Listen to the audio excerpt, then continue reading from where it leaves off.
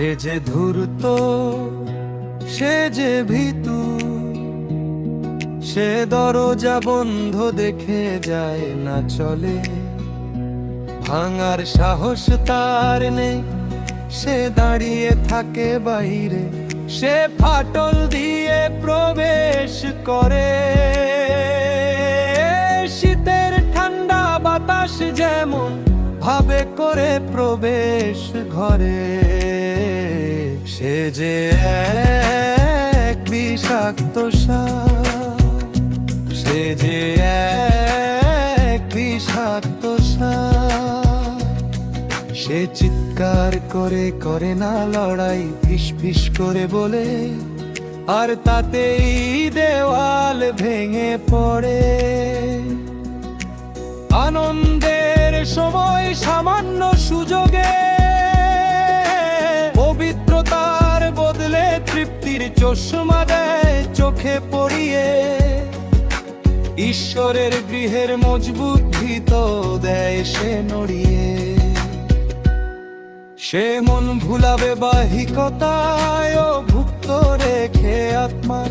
তাই বলি সজাগ থেকো, মজবুত করো সত্তা, যাচাই করো আনন্দের উৎস,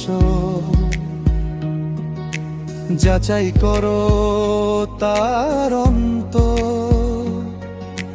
তুমি হলে মজবুত আপনা থেকে, ভেঙে যাবে তার তন্ত।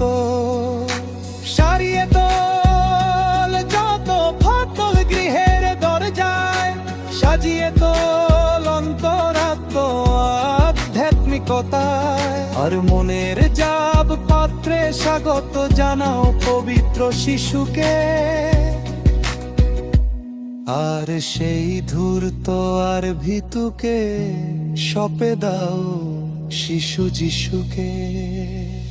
সে যে ভূর্তু, সে যে ভীতু, সে দরজা বন্ধ দেখে যায় না চলে।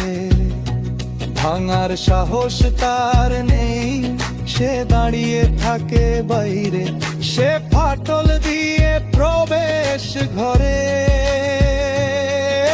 শীতের ঠান্ডা বাতাস যেমন ভাবে করে প্রবেশ ঘরে।